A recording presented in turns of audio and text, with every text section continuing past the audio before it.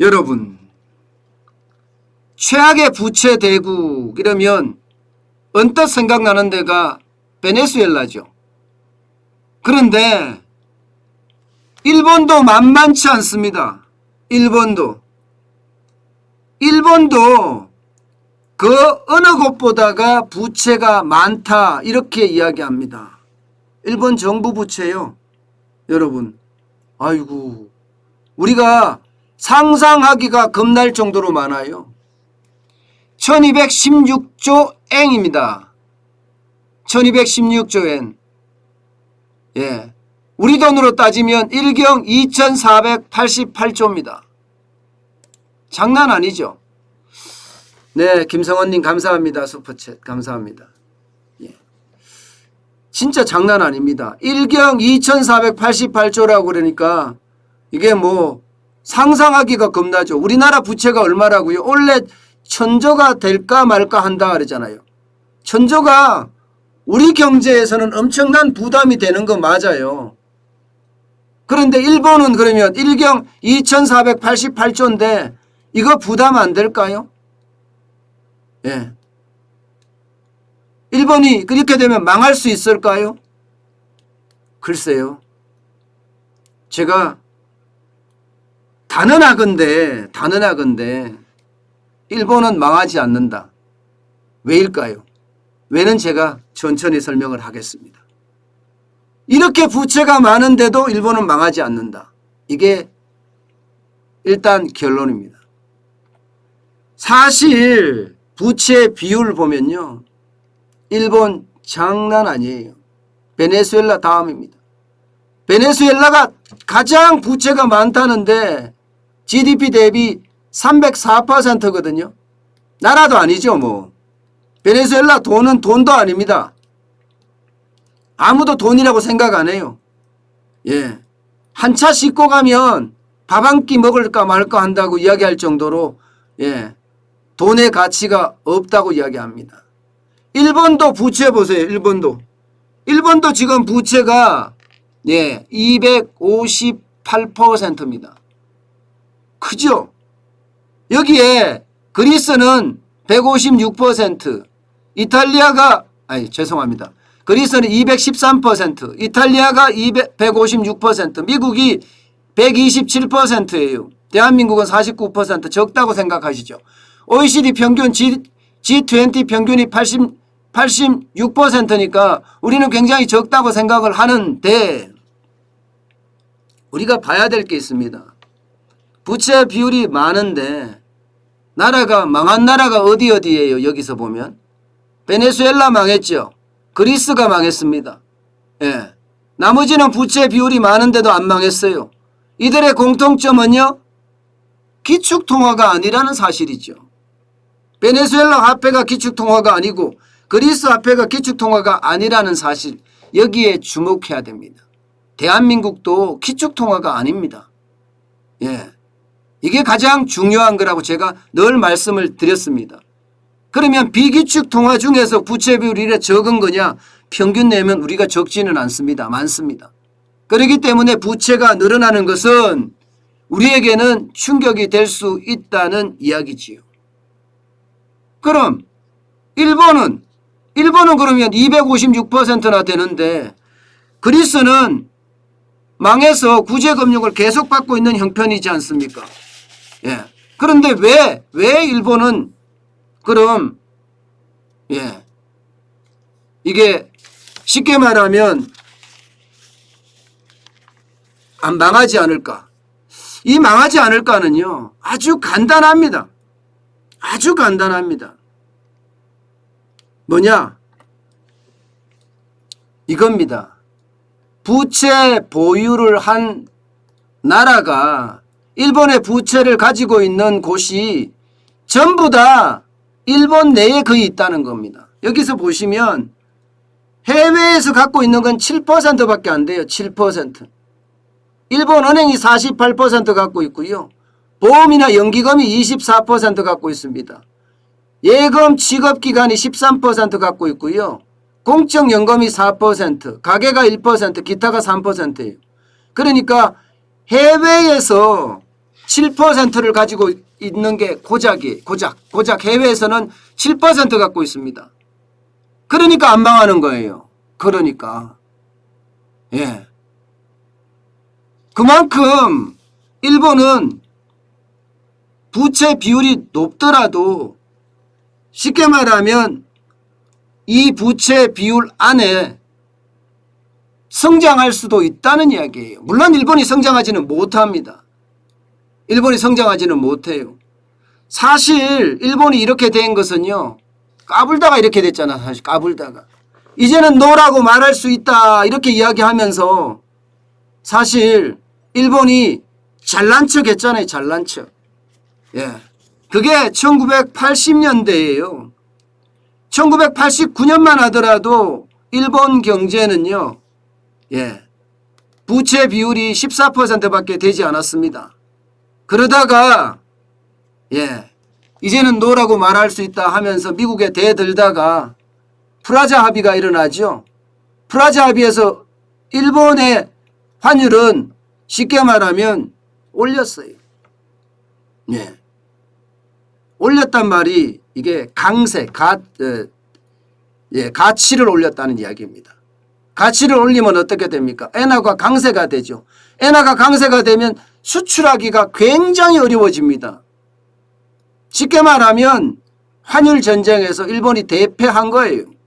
그 때문에 일본은요, 수출로 나가지 못하고 결국 내수를 어떻게 하면 부양시키겠다 이렇게 돌아섰습니다.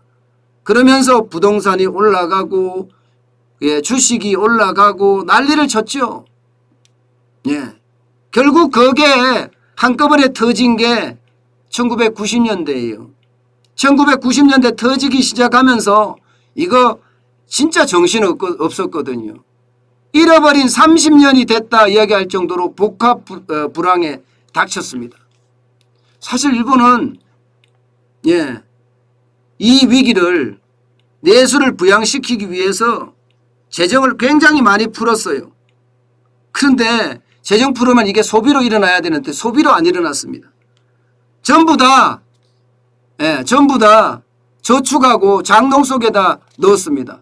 그러니 재정을 풀면 푸는 대로 국가 부채로 쌓였어요. 지금 우리도 거의 비슷한 양상이에요. 우리도 일본하고 비슷한 양상입니다. 결국은요, 국가 부채가 많아지니까 이제는 부채를 예, 이자를 막기 위해서 부채가 많아지니까 이자를 막기 위해서 또다시 부채를 발행하는 그런 사태까지 벌어졌습니다. 게다가 통화 확대 정책도 썼잖아요. 통화 확대 정책, 저금리 정책 말입니다. 뭐 0% 마이너스 금리라고 이야기할 정도잖아요. 그런데 이것도 마찬가지로 예, 오히려 디플레이션만 가지고 왔어요. 저성장, 저물가만 가지고 왔습니다. 금융에 대한 부채만 증가됐고요. 여기다가 소비세 인상을 시켰어요. 소비세 인상을 해서 어떻게 하면 정부 재정을 잘 만들어 보자 이렇게 이야기를 했지만 결국 소비세 인상이 어떻게 됐습니까? 오히려 소비를 더 위축시키는 결과를 가져왔습니다. 소비세라는 게 우리 같으면 부가가치세입니다. 부가가치세를 올리니까 사람들이 돈을 더 안 써요. 더 안 써. 오히려 저축을 많이 해. 그러니 부작용이 계속 일어나. 재정에 대한 부작용, 통화에 대한 부작용, 조세 정책에 대한 부작용, 이 세 가지가 완전히 겹치면서 예, 일본 경제는 그야말로 최악의 상황까지 가게 되는 거죠. 지금 보세요. 예, 지금 최악으로 가고 있습니다. 일본 경제는 GDP가 늘어날 기미가 안 보여요. 마이너스 5.1%까지 내려갔잖아요. 마이너스 5.1%까지. 2021년 1분기에도 이런 상황이에요. 작년에 최악기 때 최악 때는 거의 30% 가까이 마이너스 30%까지 떨어졌고요. 안 그래도 일본 경제의 성장률은요 0%대에 0% 마이너스로 내려갔다 0% 이게 한 거의 30년 동안 계속 되어 왔던 거거든요. 이게 잃어버린 20년 30년이라고 이야기하는 겁니다.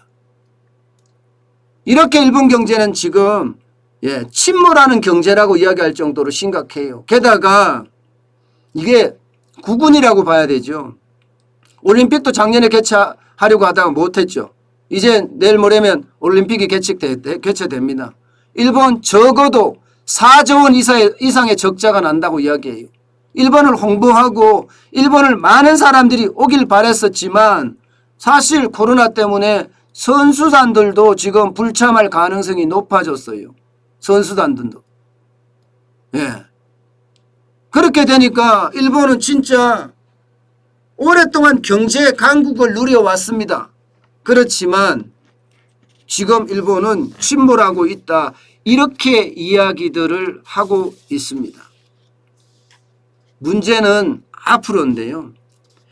앞으로도 지금 부채가 더 늘어날 거라는 전망까지 나오고 있어서 일본이 괜찮겠느냐, 일본이 진짜 망하는 것 아니겠느냐, 뭐 이런 이야기까지 지금 계속 나오고 있다는 거예요. 이야기입니다. 왜냐하면요, 일본도 저출산, 고령화 문제, 초고령화 문제가 지금 심각하거든요. 그래서 저출산 초고령화 문제가 되면 될수록 재정 적자는 계속 쌓이고 국가 부채는 자꾸 늘어납니다. 과연 이런 상황에서 미래가 긍정적일까?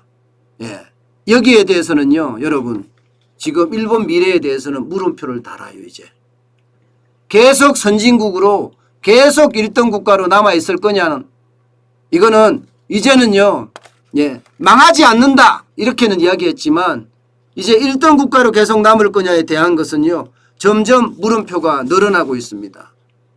그만큼 일본은 지금 활기를 잃었고요. 노인처럼 시름시름 앓다가 어느 날 일본 경제는 급전직하한다 이런 말도 있습니다. 부자가 망해도 3대는 간다고 하지만 이제는 그 3대의 끝에 왔는 것 아니냐 이런 얘기까지 나올 정도예요. 그만큼 이런 일본 경제는요 취약성을 면치 못하고 있다 이런 얘기입니다. 자, 이런 상황에서 말입니다. 그리스가 그럼 안 망한 이유가 뭐냐 이런 이야기를 많이 해요.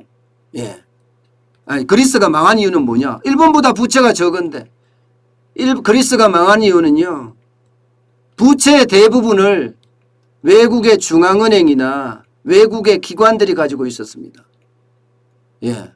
그리스 경제가 안 좋다고 하니까 외국의 중앙은행들도 마찬가지고 외국의 기관들도 마찬가지예요. 그리스의 국채를 내다 파는 겁니다. 그러니까 그리스 국채가 폭락하고 결국은 정부가 다 가져와야 되는 거니까. 그래서 그리스 경제가 망했거든요.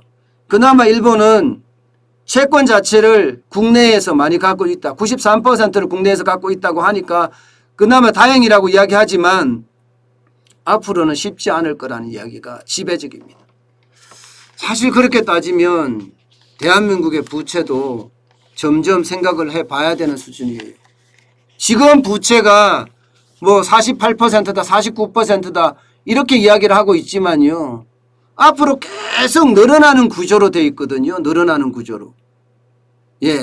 이게 정부가 문재인 정부가 아예 법으로 못을 꽝꽝 박았기 때문에 이게 계속 늘어난다면 그 언젠가는 그렇게 오래 걸리지 않아도 굉장히 어려워진다 이런 이야기를 많이 합니다. 굉장히 어려워진다. 저는 그래서 참 걱정이 된다고 봅니다. 걱정이 된다고. 저출산 고령화라는 게 사실 충격적이거든요. 여기에다가 뭐 이게 복지 비용이 계속해서 늘어나는 구조라면 좀 상황이 어려워질 듯도 합니다.